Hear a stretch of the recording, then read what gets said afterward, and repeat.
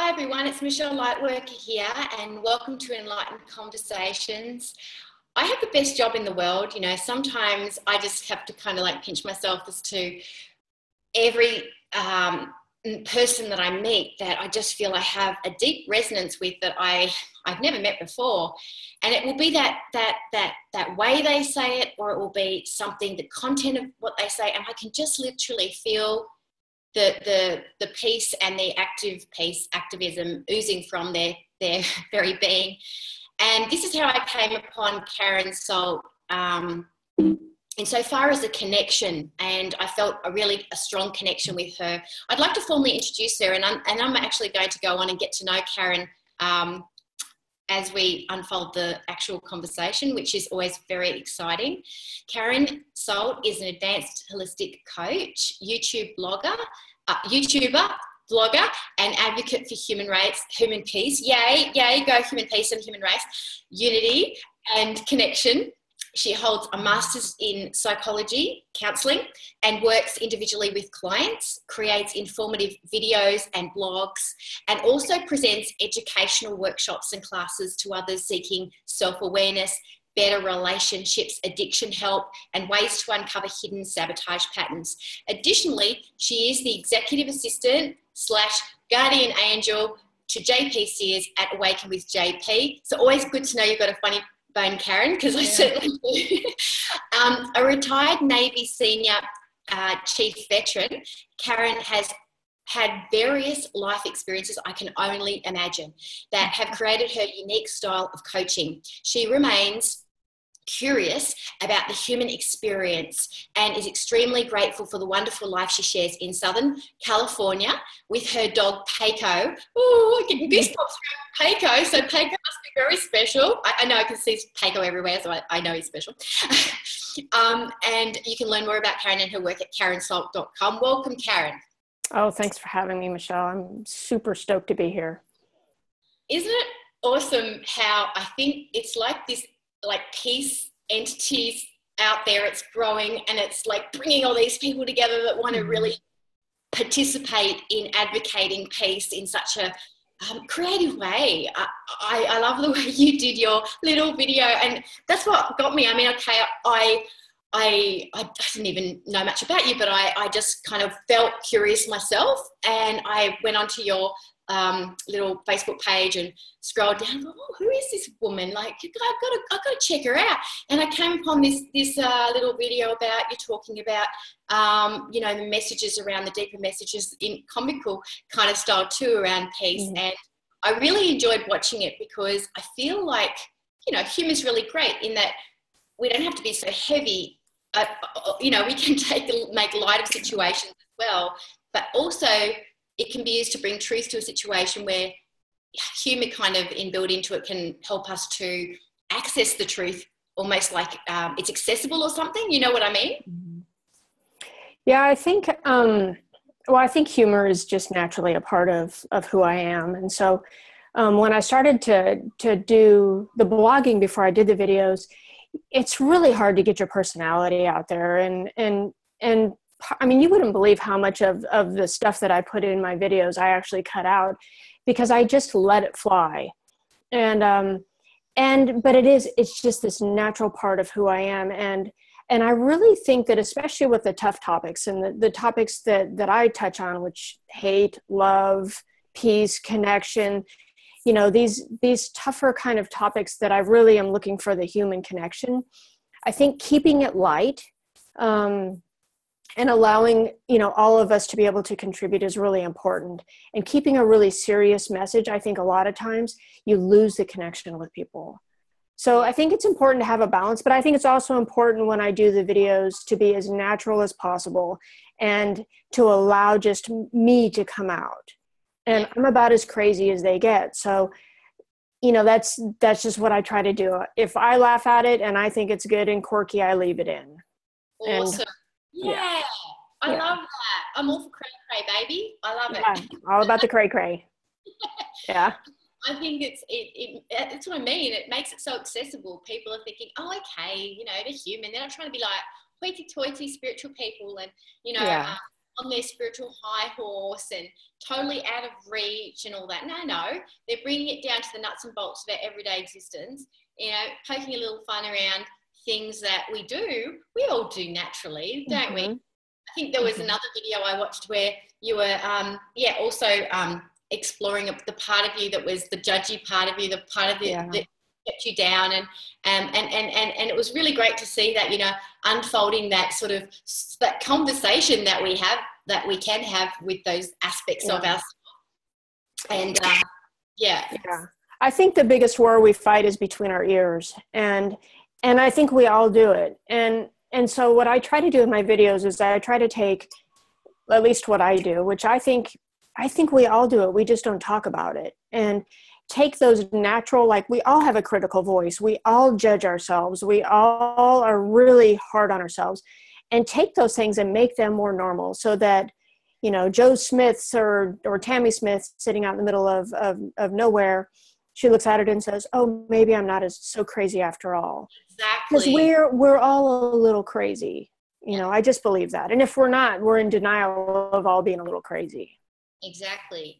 And I think, you know, like it makes it sort of more relatable. People, and I think it actually gives people hope, because, you know, when they see you as a human being with all your foibles, and you're still an advocate for peace, and you're still an advocate for the human race, and you're still an advocate for connection, and you're still got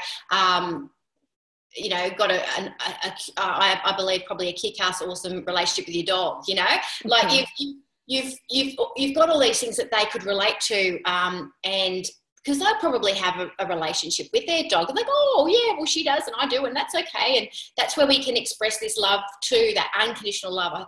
I was doing a recording yesterday, and we actually had a dog bomb, which I loved. It was awesome. We had our first dog bomb, and we're, you know, in an enlightened conversation, and the dog comes in. And it was so fantastic because it was just smooch and love, and it just brought so much attention to that beautiful space that dogs bring from their heart space, no conditions, just love, and it's so connected to their hearts, and they help us connect to our heart.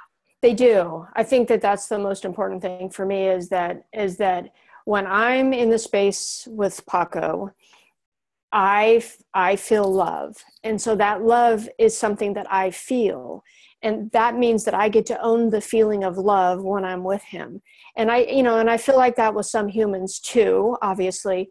With him, it's just this pure joy, no matter what. I mean, he could be doing whatever, and it's just love. And you know, I've had other animals. He's just a special little guy. And I actually have to shut the door and leave him downstairs, or every little noise he's going to be barking at, we'll be bombed left and right. So, but he's just wonderful. You know, he's a wonderful little guy, and he brings out a part of me that probably allows me to be more sensitive, vulnerable, whatever, that sometimes maybe I shut that down out of fear with humans. I don't know. Yeah, I think they're really great, like, practice for opening our heart space. I do. Yeah. It's so safe, you know. Yeah. You know, and I think that's awesome because we get to exercise our heart chakra muscle, you know, exercise it and open it and allow ourselves to experience what that feels like in a safe place. I think that's pretty freaking awesome. Yeah. I don't have a dog at the moment. I have had dogs all my life, but I feel like all my dogs that I've had, they're all around me. Do you know what I mean? Like I have this. I feel like they're not here in the physical, but they're here. Oh yeah.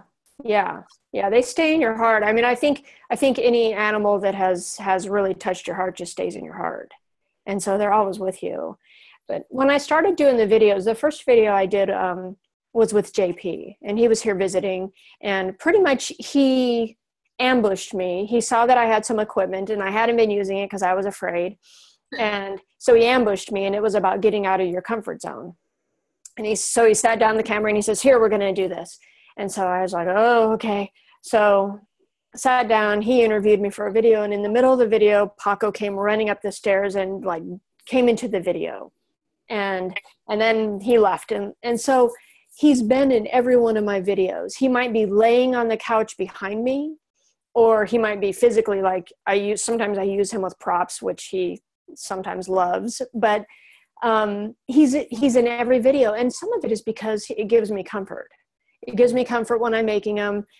I don't feel like I'm out there by myself. I don't know what it is, but definitely it's a connection that I can't explain, and I probably will never be able to, and that's okay. That's okay. But how good is that? It's like, wonderful. Yeah, and giving people permission to use their dogs. I'm a big believer that dogs should be allowed everywhere. Like when my husband and I were over in Paris, and there were dogs everywhere, like in cafes and wherever you were, like there was a dog. I'm like, this is how life should be. Like, what are we doing? And so I'm a big believer that maybe that helps people stay in their heart space as they're going about their day as well. In this wild and wacky world, it can be sometimes. But I think it's exciting that you've allowed, that you're acknowledging like where you're. I'm a big believer that like start where you can. So, if you've got a little bit of nerves around doing something like that, how cool is it to have your dog in the room? Why not? Mm-hmm. And just start where you are, because that's a strength. And then it builds on itself. Something happens. I think when we tap into that energy of what we're called to step up to, something happens and to help bring more in to support us, and also we get used to it, and then we're able to step up a little bit more into something more, even more expansive, which is pretty exciting to be on that kind of ride, I think. Yeah, I think I totally agree with you. It's little baby steps, maybe into my own comfort zone of myself, and I don't know. I work out of my home, and so he's with me all the time. And wherever he's at in the house is entirely up to him now. But typically when I'm doing something that's video, like he's somewhere close. And so he's just a part of the background, or sometimes a part in it. And it helps a lot. And I also, being prior military, I have such a huge belief in the healing power of like service animals and really just what dogs can do for us in general. So I think we agree that dogs rule the world, and we're just here hanging on with them. Absolutely. I love the thing what JP says. It's like dog reversed is God. So absolutely. Yeah. Zephyr's a little cool guy too. Yeah. And I don't know if JP told you, but I had a dog for 12 years that looked just like Zephyr. Oh, you did? Yeah. Except it had taller legs, because it was a cross Jack Russell. So it kind of looked like a Dachshund, but it was just a little bit taller. So I think, as it was interesting to see him around taller dogs too.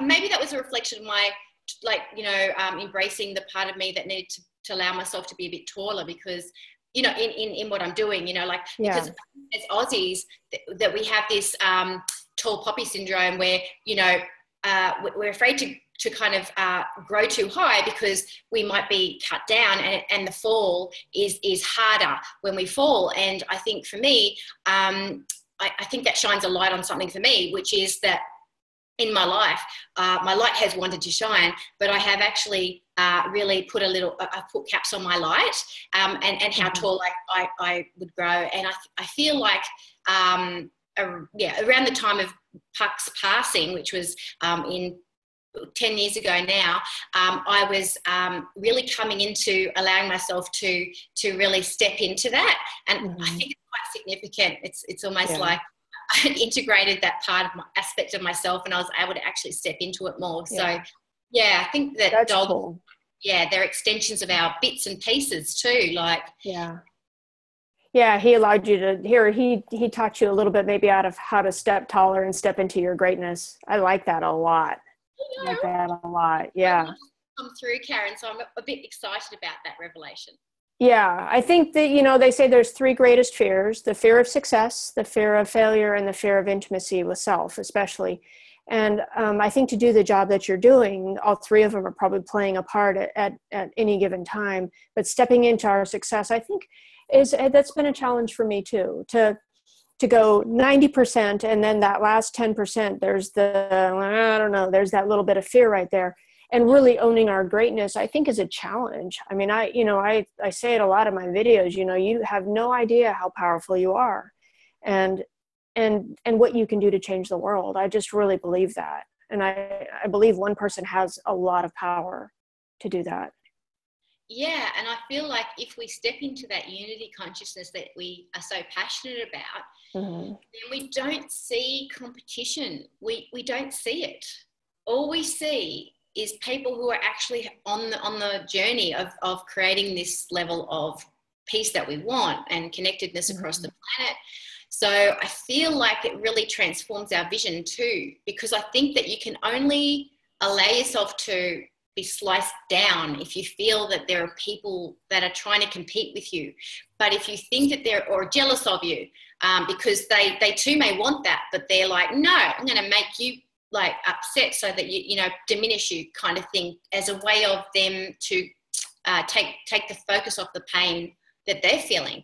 But I think that when you see people who may be coming into, I don't get that many people. That's the thing. It's like, I'm not attracting that. And maybe you don't have to face that yet. I don't know, but I'm not attracting that. But if I was to attract that, like if I was getting some direct hits to what I'm doing, like put downs or something, I think that I would just see that as, this is where I would immediately go. I think you'll probably relate to this actually. In my head, I would immediately go to, oh, is there a part of me that is in some level of limitation to my capability of what I can do here and my connection to spirit to help me to do that?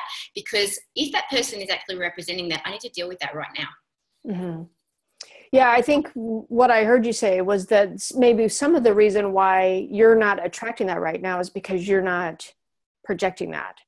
And I think that we attract whatever we project. So if we're projecting fear about stepping into our greatness, we're going to attract the limitations, or not the limitations, but the people or experiences in our lives that are going to say, yeah, you probably shouldn't do that. Or yeah, like if you go too high, that fall is going to be horrible, or whatever it is that it represents to them. And stepping into your greatness, what that represents to family, friends, loved ones, competitors, whoever it represents,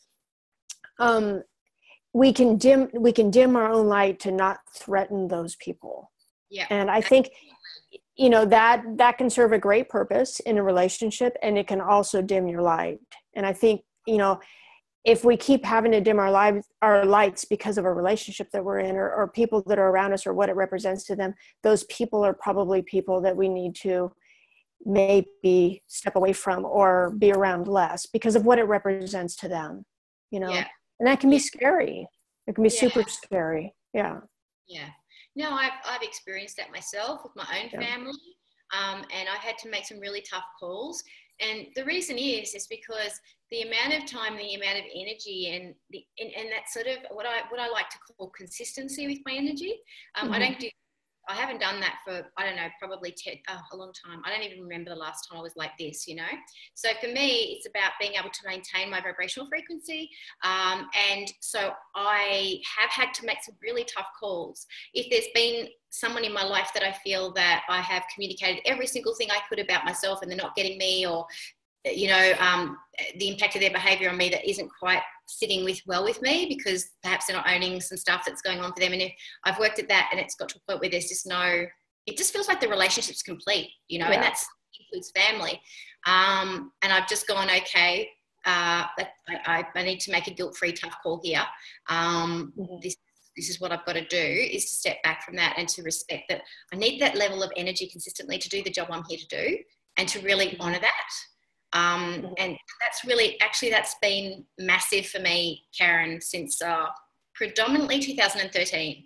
Because when I stepped back from some certain people that I felt were not resonating with me in my family. But hey, what's family? Like, I believe I've chosen, even with you, you probably feel like you're a sister of JP, I imagine. I felt like a sister of JP. That probably means that we're sisters on some level. Like, it feels like family because we're talking the same language. Yeah, we have the same agenda. We do. We have the same objective of making the world, saving the world one person at a time, right? Just trying to make the world a better place. And anybody that's trying to do that is a sister of mine. Absolutely. you know. I'm really curious about how you got into your, like, the passion around peace activism, things like that you're doing too, because I would love to hear a little bit of you unpacking your story, if you don't mind, because I'm really curious and I really want to know. You know, I don't know the answer to that. I think for me, I've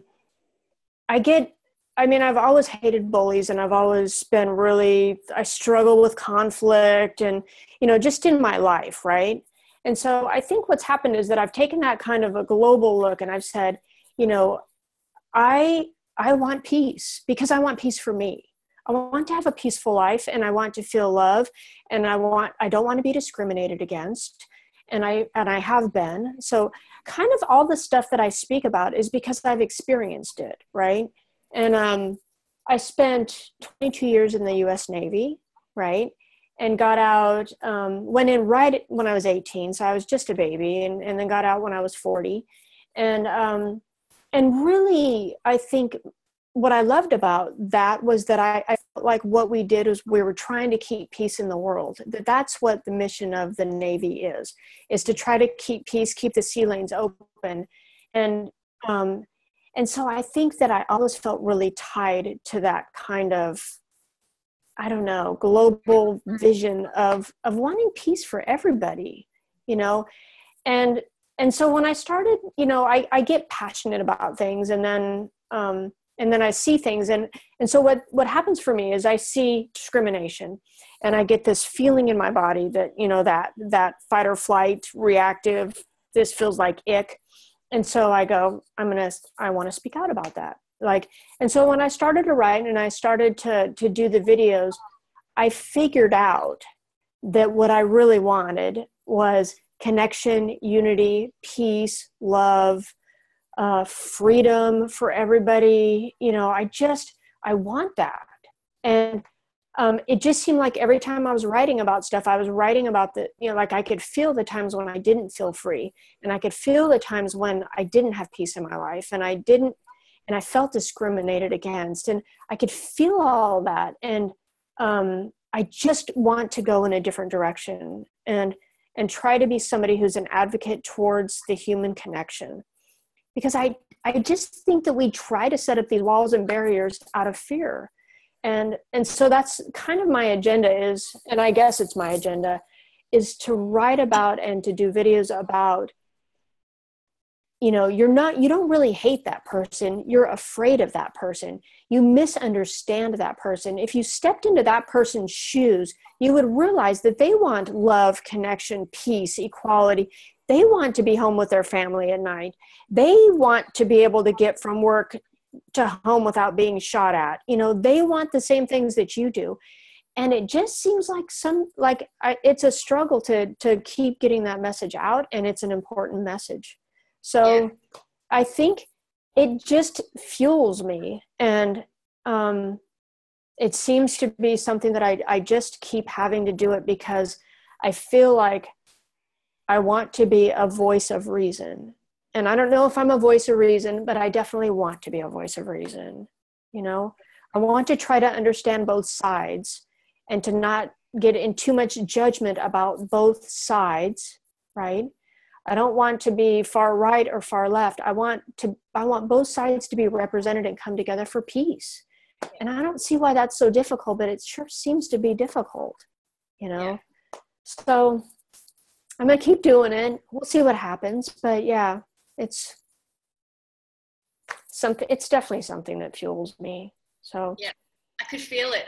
It was just going right through me. Yeah. And I know it's extraordinarily hard to put it into words. It's like trying to be the voice of reason, but then it's like, why would it be any different? You know what I'm saying? It's like hard to explain what the piece is. You know, why isn't there balance and integration with regards to these things? It's like kind of insane that it's not. You know what I'm saying? So it's like, yes, it's a job we have insofar as advocacy for something that we believe in.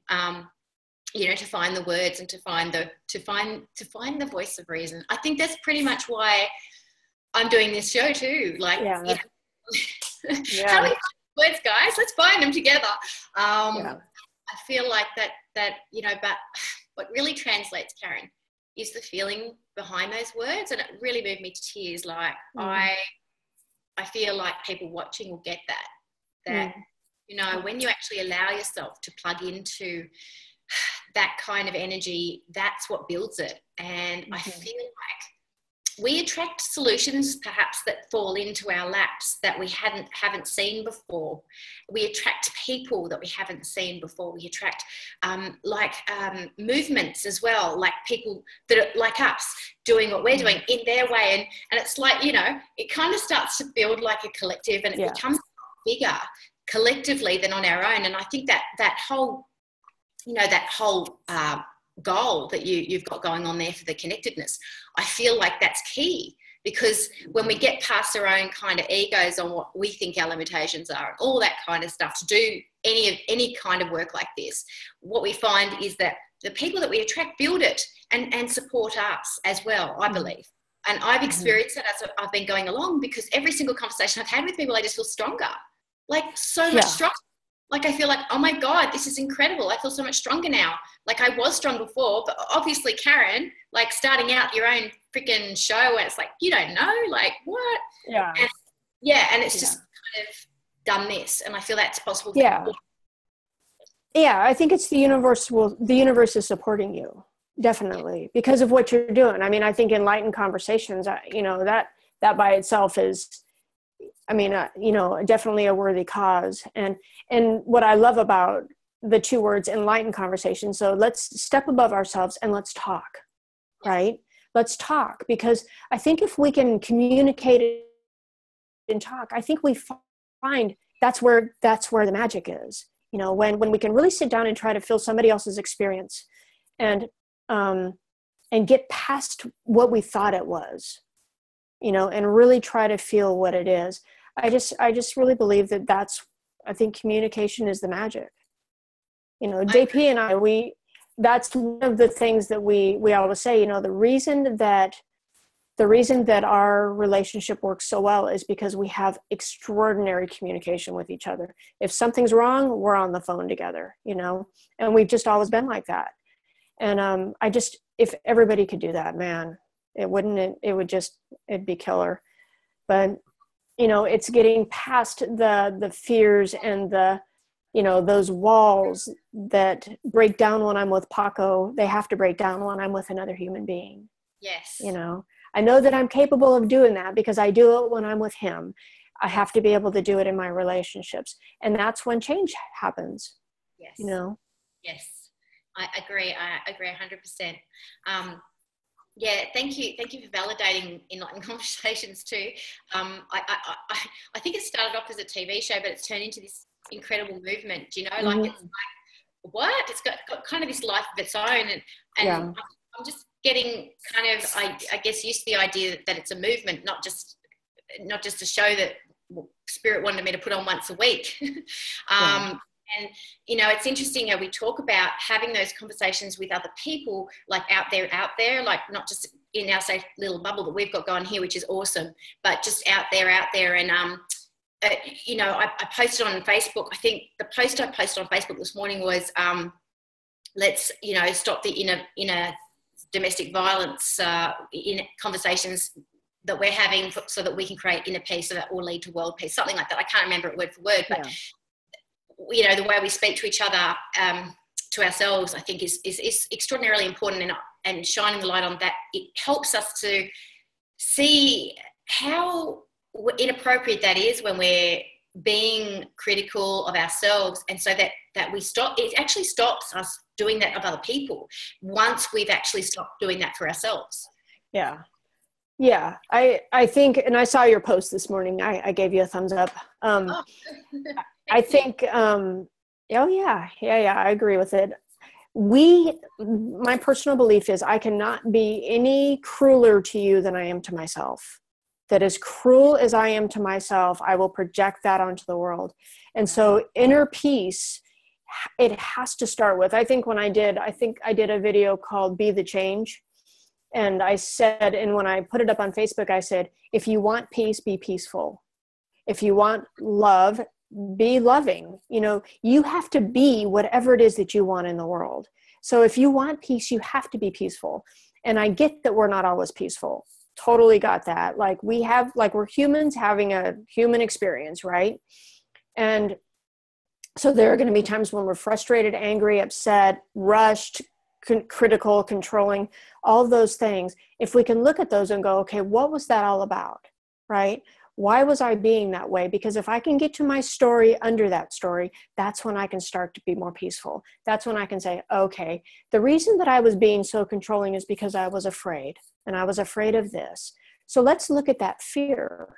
Because then if I can really look at that fear, then I can transmute all of that crud that I'm doing into something that is healing towards me. And, you know, we all deal with frustrations. I mean, there is a lot of stuff going on in the world, and taking a deep breath and saying, okay, all right, do I want to be a part of the problem, or do I want to be a part of the solution? And if I really want to be a part of the solution, then I have to work on me. I have to look at myself first, and I have to be able to project what it is that I want the world to be. So yeah, I mean, I loved your thing this morning. Domestic violence is an outward action on inner violence. I hate myself so much that I'm going to take it out on the person I love the most, or the family I love the most. That is an extreme hate of self. It is. Right? It's just projected.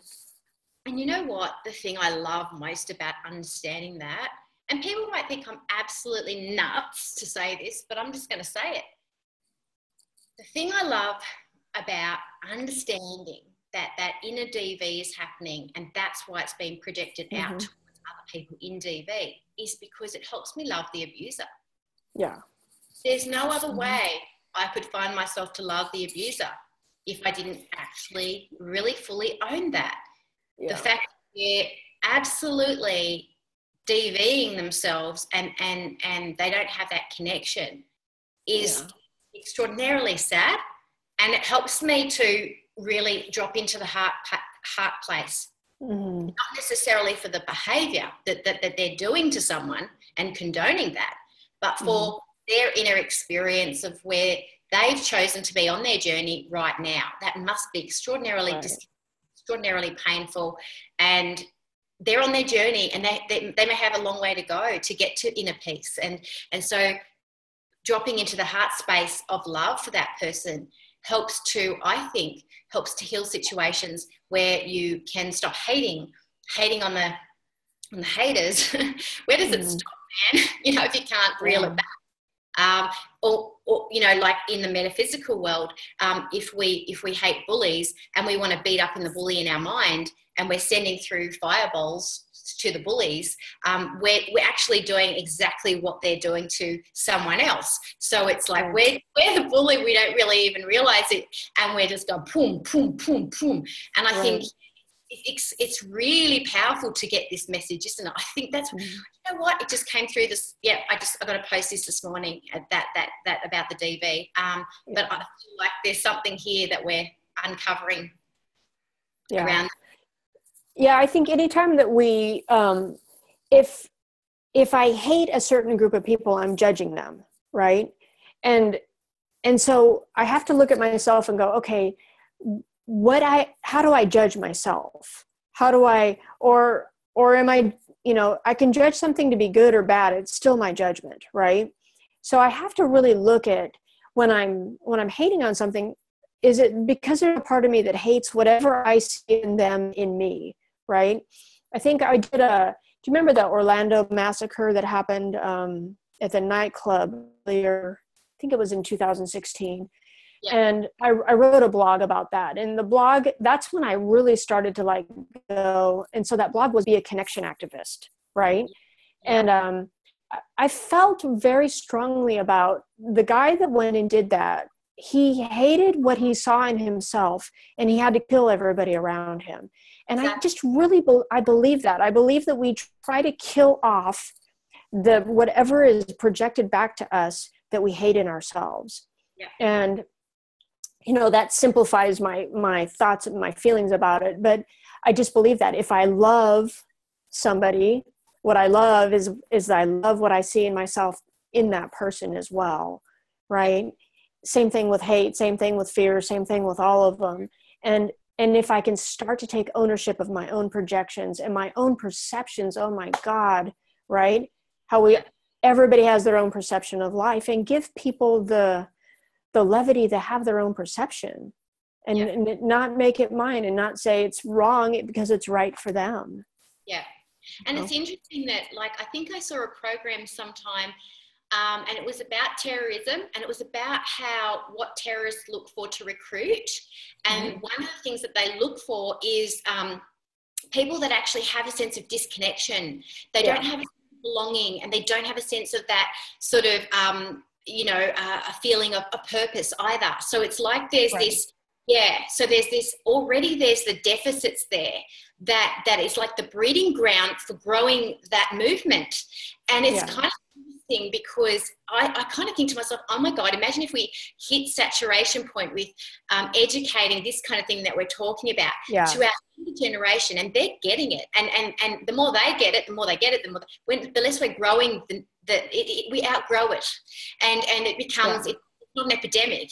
The epidemic becomes the solution, which is connection. And so I'm interested in the things that we're doing. I think are very powerful and the way we're doing it, sweetheart, because we're reaching the younger generation through what we're doing. We've embraced the technology, we've embraced the humor, we've embraced the levity, we've embraced the not being staunch and ultra spiritual, all that stuff. Right. And so that's really accessible to the younger generation, and that's going to be their new normal. That's my feeling. Yeah. That's going to really press. I agree with you. I mean, I think that there's a movement right now towards peace. And I think that there's a movement right now where people are speaking out for what they want, right? And I think that that's important. I mean, I think it's important to not sit back and just let life happen to you. I think if you sit back and just allow life to happen to you, you end up being old, bitter resentment and wishing that you had done stuff different. And so there's a part of me right now that feels like there's this kind of breaking down point, breaking down old beliefs, breaking down old patterns, so that, my hope is that that's happening so that we can rebuild, so that we can grow into something that's more, and that represents, more of peace, enlightenment, happiness, connection, things that to me represent who I want to be. I hope so. I really do hope. I think that there's always going to be a balance, and my hope is that there's the 80-20 rule. The 80% of us are working on a better world, are working on more connection, are working on peace, are working on treating each other well. And then there's the 20% who might be living in fear and struggling and, not wanting to let go of some of those old patterns. And that's okay. They'll come along, it'll ebb and flow.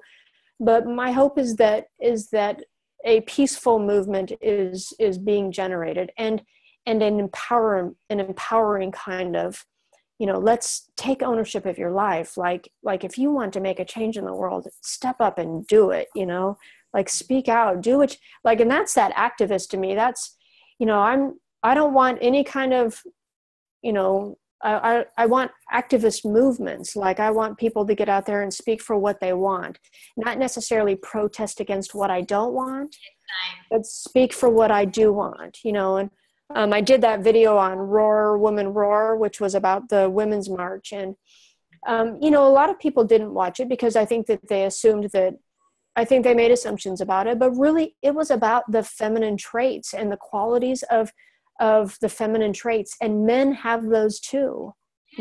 It's not just women that have feminine traits. We have a balance, and we can use it for good, or we can use it for power or weakness or whatever, same thing with our masculinity. If we can find a balance in the world, it's just going to be, I don't know.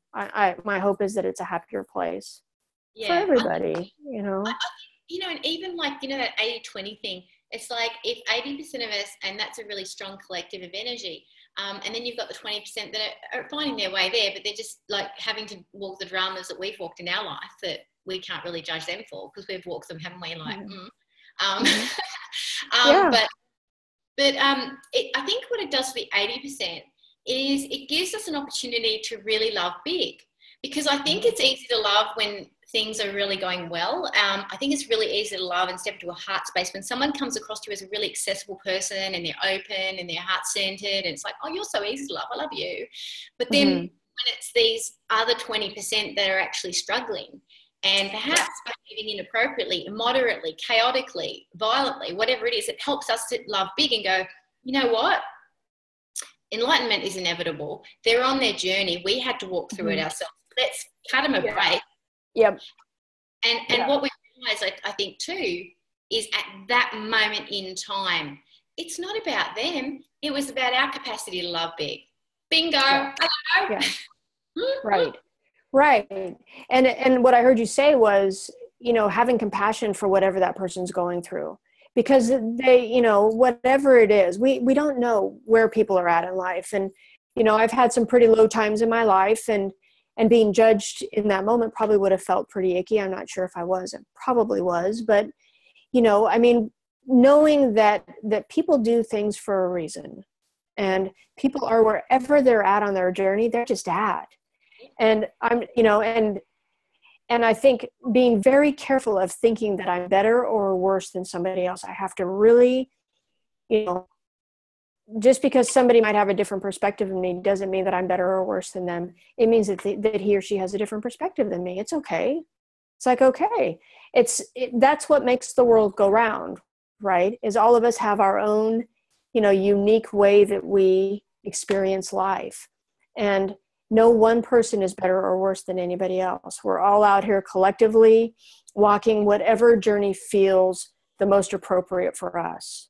And, you know, I don't really know, like for me, that's just something I have to keep reminding myself. Even the guy that flips me off, cuts me off, yells at me, ignores me, whatever, to have compassion and to try to send love and walk away is sometimes probably the healthiest thing I can do.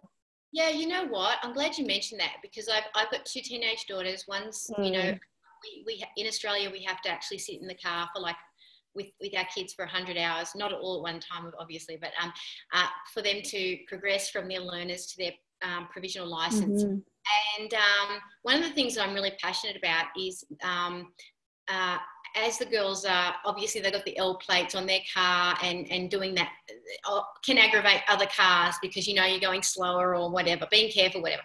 And sometimes it can be about that, but sometimes it can be about other stuff. And I say to them, you know what, never, ever, ever presume that someone else's behaviour on the road is about you, because you don't know what they've got going on. They could have a child in hospital. They could be having a heart attack. They could be, so many things can happen. So always assume that there's something not quite right there. Let them have their experience. Let them overtake you. Slow down. Pull over to the side if you need to. Give way and give space and give compassion. And I think that's like a little microcosm of how we can do life, is that when people have stuff running, don't assume the worst. Assume the best. Assume the best for them. They've got something they're trying to actively do. They've got to attend to something. Give them the space. Give them a wide berth. Because on some level, if you don't do that, if you make it about you, you create unnecessary disruption, unnecessary chaos that isn't actually going to help anyone or anything. So, and I got this little thing that came through, Karen, about connection. And I feel like I saw this landscape come through just a minute ago as you were talking. And it's like in acceptance, when we have complete acceptance of another person, that's when we get the connection. That's when it's not conditional. We just total acceptance of that person where they're at. Yeah, total acceptance of people and of situations. And acceptance does not mean approval, right? Doesn't mean I have to like it. It just means that it is, and I accept it. And if we can do that, you know, I don't have to approve or disapprove of you or your behavior or somebody else's behavior. I just have to accept it, that this is the way it is, and then allow my day to go on. And that can be difficult. Absolutely. You know, 9 times out of 10, it depends on what kind of space I'm in. If I'm in a rush and then I come across somebody else that's in a rush, and, you know, it typically isn't going to be as peaceful as I would normally want it to be. But I really try these days to put my heart and soul into promoting peace and getting out of the way of people who I don't know what's happening with them. Have you ever read The 4 Agreements? this sounds very familiar, but I haven't read it. Well, two of the agreements are don't make assumptions and don't take it personal. Okay. Right. And it's a simple little book. I think it's like Don Miguel Ruiz or somebody. I'm probably just completely screwed up that name, but it's a little book. But, you know, we tend to think everything is about us, and it's not. You know, somebody cuts me off on the road. It's not about me. It's about something that's going on in his or her life. And has nothing, they don't know me. If they knew me, they probably wouldn't do that. But so I have to let them go and not take it personally. And then don't take assumptions, right? Assuming that somebody's doing something towards me, you know, 9 times out of 10, they're just not. They're just not. People have their own lives and their own busyness and what they're doing. You know, we're all out here with that chatty talk between our ears, and we're all just working on it. And, you know, no one person is better than anybody else. We're all just out here struggling with it. And some people, you know, struggle in different areas than I do. And having compassion and empathy for that will go a long way. Yeah, absolutely. It does. And I'm just so grateful to have this time with you too, Karen, because you're able to communicate these kind of ideas on a global scale. And I feel like that's really awesome, because not a lot of people want to talk about peaceful solutions to the world issues. And I feel like they're so required. Like people, when internal framework of how we look at the world starts to change, we start to change the world. We matter. Our opinions matter. We have to talk about it. We do. We have to talk about it. I think that is one of the problems. Like, nobody wants to talk about the tough stuff. Everybody wants to avoid it. We have to talk about it. Like, the conversation has to start. And because it's the only way that we're going to start seeing other people for having the same experiences that we do. If we don't talk about it, we make these assumptions, right? And we don't know. I have absolutely no idea of what your experience is until I sit down and have a conversation with you. And then I find out, oh, you have a lot of the same experiences that I do. We are a lot more connected than I thought before we met each other.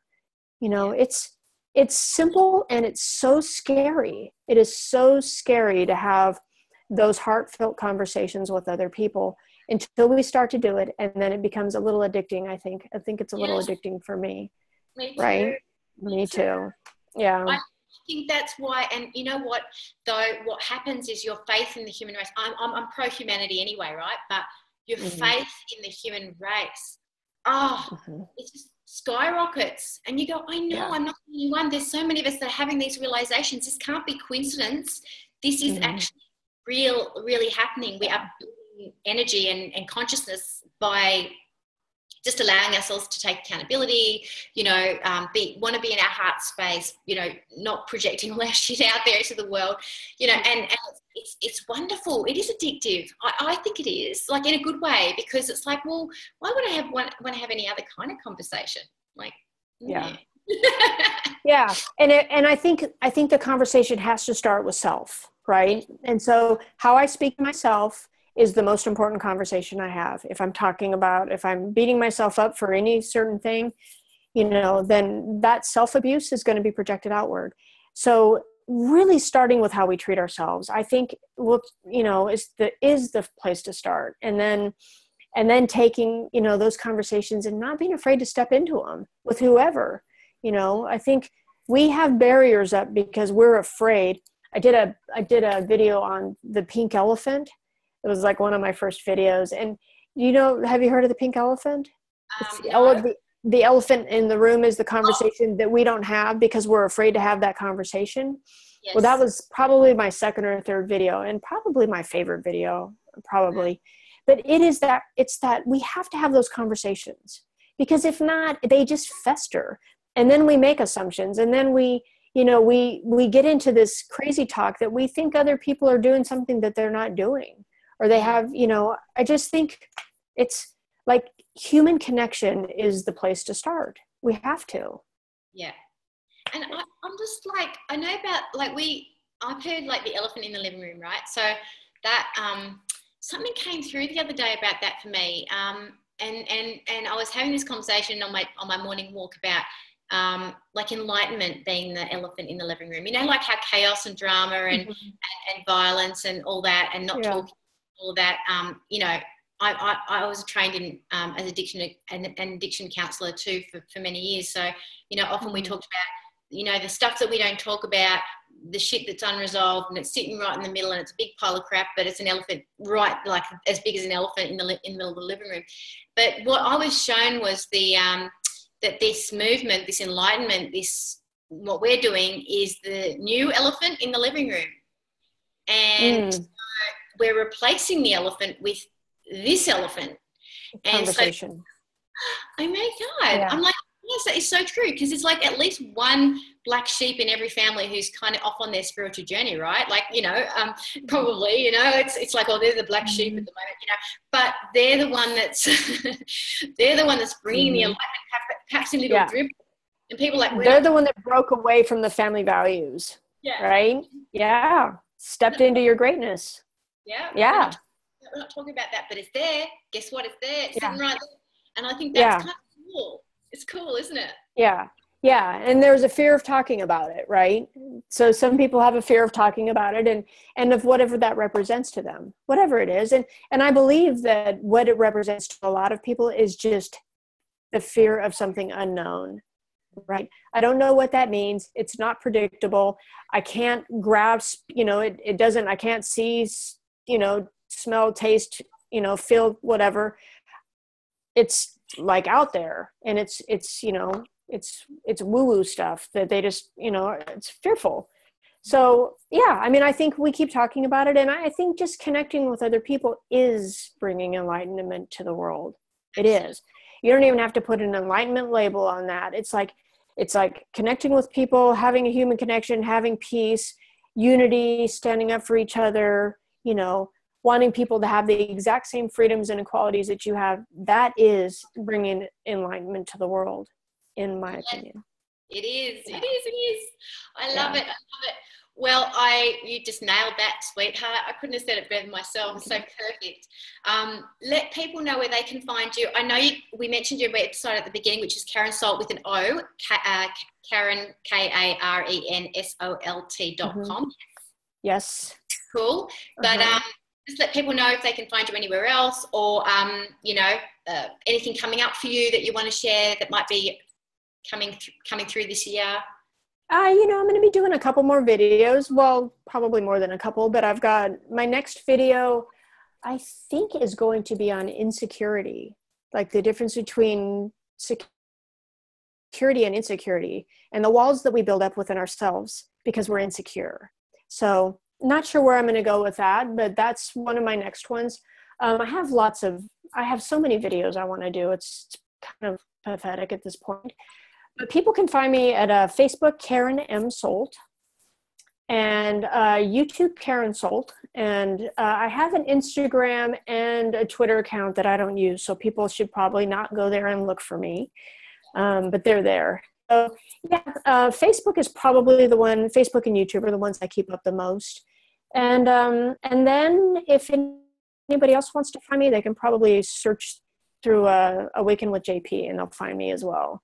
Yeah. So I heard you say that you have so many videos that you want to do that are pathetic. It's pathetic. So I think you should do one on being pathetic. Doing one on being pathetic. Yeah, the light side of being pathetic. Yeah. Exactly. Or why we dim our light would be one that I well, there is a lot of power in being pathetic. Absolutely. Yeah. You know, I'd say so many people that think my jokes are pathetic, but they work for me, baby. It's yeah. No, I'm going to try not to channel my inner pathetic for at least another 5 minutes, but after that, I'll let her loose. Yeah. All right, beautiful. Well, thank you so much again for your incredible presence and honesty and connectedness and passion for peace. It's been a real joy and getting to know you, and I'm sure we'll probably see more of each other in the future, connect more up in the future, because it's such a beautiful mission you've got going on. And certainly be tuning into your videos myself to have a look. So to enjoy myself and to get my dose of Karen Solt. Number one, I really, really, really appreciate you having me on. Number two, I have loved having this conversation and getting to know you a little bit more. And let's keep doing that. I would love to have conversations with you, whether they're via video message, email, or whatever. And thank you so much for what you're doing, Michelle. You know, everything you just said to me was a story about you. Oh, thank you. Bringing peace, unity, connection, enlightenment to the world. Glad to be on this journey with you. Thank you, Karen. Bless you, sister. Bless you too, Michelle.